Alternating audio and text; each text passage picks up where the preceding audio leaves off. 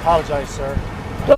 That dude, you came from all the way over there. I know. My tire did something weird. No, you did something weird, not your tire, dude. You came from over there, that lane over there, came straight across on top of me, and I hit the back of the car now. So now we need to call the police. Jesus Christ, dude. Hey, hold up a second. I'm not going nowhere. I'm just endangering my life.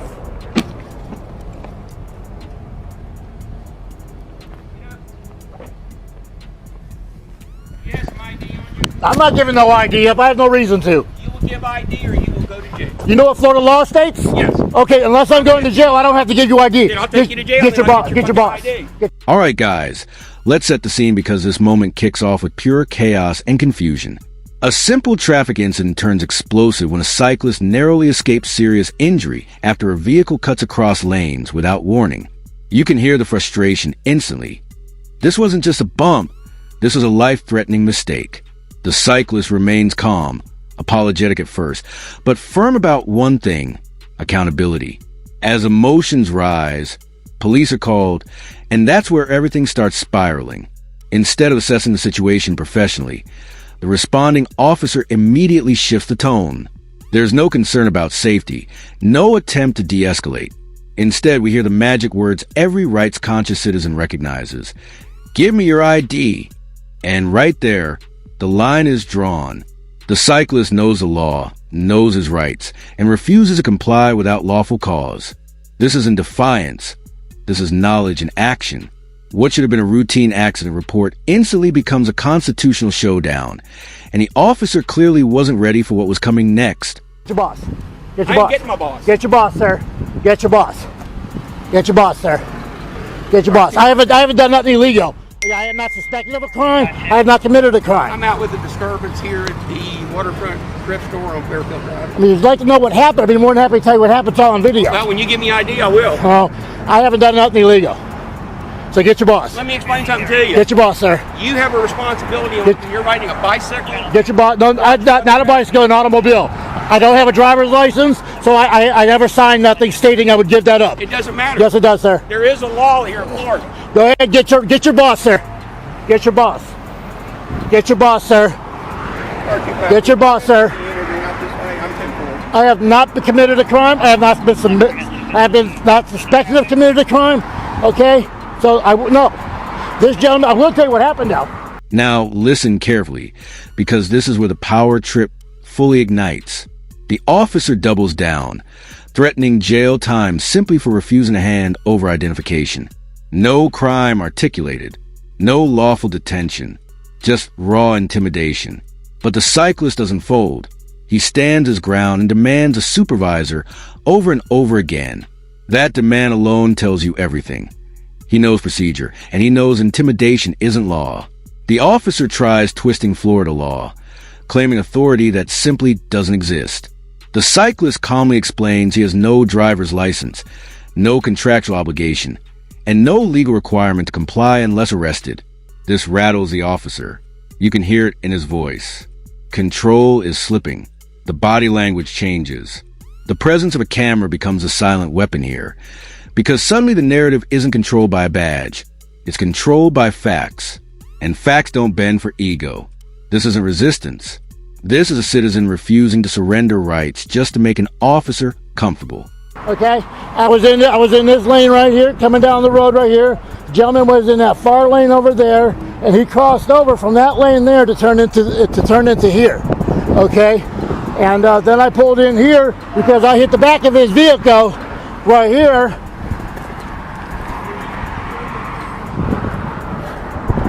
See, I'm trying to tell you what happened, sir. I'm trying to listen to you. Okay, then I hit then because every bit of it's on video.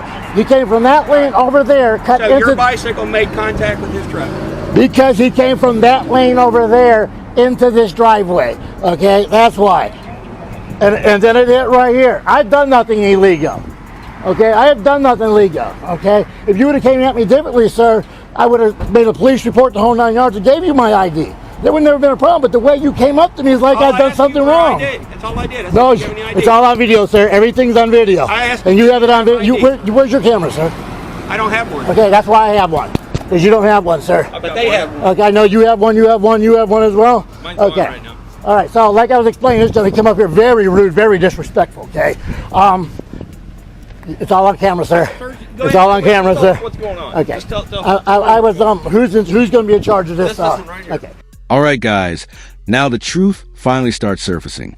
The cyclist clearly explains what happened, step by step, with precision. He was in his lane. The truck crossed illegally. The collision was unavoidable. Everything is on video. No speculation. No guessing. And suddenly, the officer's aggressive posture doesn't fit the facts anymore. The cyclist even says it plainly. Had the officer approached respectfully, ID wouldn't have been an issue at all. But arrogance changes everything. Cameras don't just record events, they expose behavior. As more officers arrive, the cyclist repeats his account calmly, consistently, and confidently. That consistency matters. You can see the shift. Other officers start listening instead of accusing. The original officer fades into the background as his narrative collapses. This is what accountability looks like in real time. When citizens document, articulate, and stand firm, intimidation loses its power. This moment marks the turning point where authority starts answering questions instead of barking orders. I'm coming down the this lane right here, okay? And this gentleman right here was in this far lane over here, and he decided that he was going to turn into this driveway right here from that far lane. I slammed my brakes on, okay?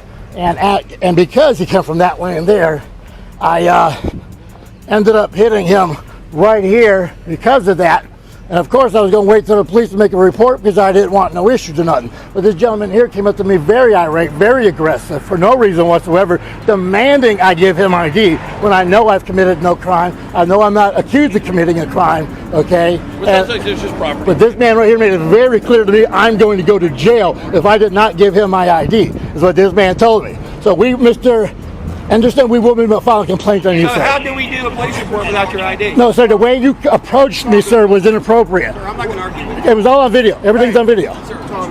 I could talk to one person at a time. I'm not capable. They've already told me this lady here was already in charge. Is he in charge? Sir, he's the sergeant. You're the sergeant. Real quick. Okay, well, go ahead, sir. If you're the one going to be in charge, because they told me she was in charge. What do you want to do? You don't want to do anything about this. Are you good? No, I want to file a police report This is where professionalism finally enters the scene. A supervisor steps in, and immediately the tone changes. No shouting, no threats, just conversation.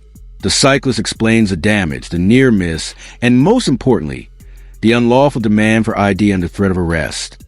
And here's the key moment. The supervisor listens. That alone separates leadership from ego. The cyclist makes it clear he's not anti-police, he's anti-disrespect. And that distinction matters. The supervisor acknowledges a frustration, recognizes the improper approach, and agrees to move forward with a proper report. The contrast is night and day. One officer escalated everything. Another defused it in minutes. This proves a hard truth. Authority doesn't come from a badge alone. It comes from conduct. When respect enters the equation, compliance follows naturally. This situation never needed force, threats, or intimidation. It needed professionalism from the start. I want to go through his insurance because now I've got damages to my bike and I've got... Highway Patrol to come talk. Okay, sounds good to me, sir. Okay, Thank you. Highway Patrol. Sir, but I will be filing a complaint on that man there. Yes, sir. We'll get that. You know what? He straight out told me, if you don't give me your ID, you're going to jail. I told him to do what you got to do because I'm not giving you my ID.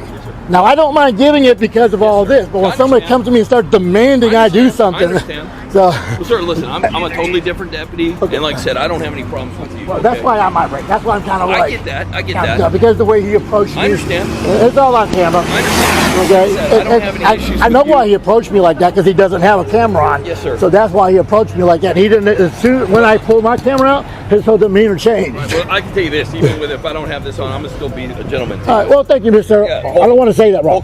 Holcomb. Okay. Yes, sir. Thank you, Mr. Hey, I Officer. appreciate you, man. Mr. You know, I will admit I'm not a police-friendly person, but Yeah, I get that. I get what I. You're upset. I understand. Yeah. I apologize. Only reason I did that is because they already told me that she was in charge, and then somebody else is telling me. Okay, so it's no So problem. you're gonna do that. You can hang tight here when the highway patrol gear. You can tell them what's going on. Okay, yeah. And everything's all squad. Thank you, sir. Appreciate it. I do need that officer's badge number. Can somebody please give me that officer's badge number? I'll take care of that. Thank you, sir. I appreciate that. That guy right there. Yeah, I need his card. Does he have a card? Can you write down his information? And we got a supervisor on scene, the sergeant right quick. He'll take care of everything. Okay. Sergeant Johnson. And Okay. he'll take care of everything. Now let's talk accountability, because this isn't swept under the rug. The cyclist formally requests the officer's badge number and confirms complaint will be filed. And guess what? Nobody stops him. Nobody threatens him, because they can't. The video doesn't lie. The supervisor confirms the complaint process and reassures him it will be handled. This is exactly how the system is supposed to work. When citizens assert rights and supervisors correct misconduct, the cyclist even admits he's not police-friendly by default, but respect earns respect. That honesty hits hard. This wasn't about hating cops. It was about refusing to be bullied. The presence of cameras didn't cause the problem. It exposed it. And exposure is what forces correction. This is the kind of moment departments hate going public, because it reminds everyone watching that citizens don't need permission to know the law. It's all on video. Yes, sir. I understand. I understand. I know why he acted like that, because he doesn't have video on. That's why he acted like that. He thought that he was going to be over on top of somebody. He's not. He's trying to think. Is he leaving? He can't leave yet. I think he's just pulling out of the way. Okay, yeah. He's trying to pull weight that he doesn't have. You can't do that shit, man. That's not use the pool. 20 years ago, you could do that stuff all day long. Let's get out of the way, because I don't want this to. You're good. No, because I'm actually doing some volunteer. We're actually pressing on to another call. Okay, yeah. And we just came by to thank you assist. for your respect, man. Yep, no Thank you, problem. man. You guys have a great day. All right, you too, buddy.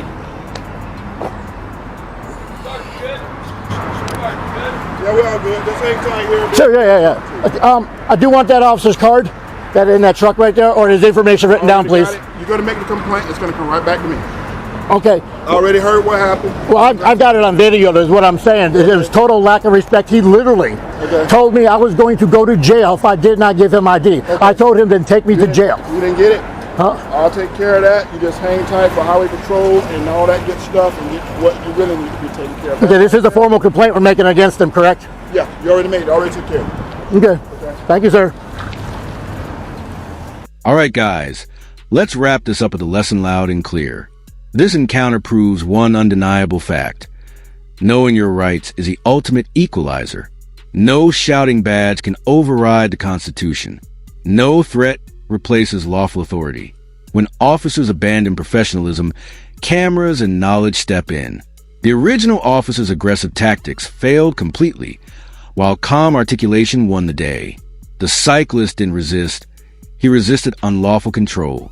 And that difference matters. This wasn't chaos. It was a live demonstration of constitutional boundaries being enforced by an ordinary citizen. The supervisor handled it correctly. The report moved forward and accountability followed. That's how rights survive. Not through silence, but through courage. If you take anything from this video, let it be this. Stay calm, stay informed, and never surrender your rights just to make someone else comfortable. Because once you know the law, intimidation stops working. And that's exactly what we saw here.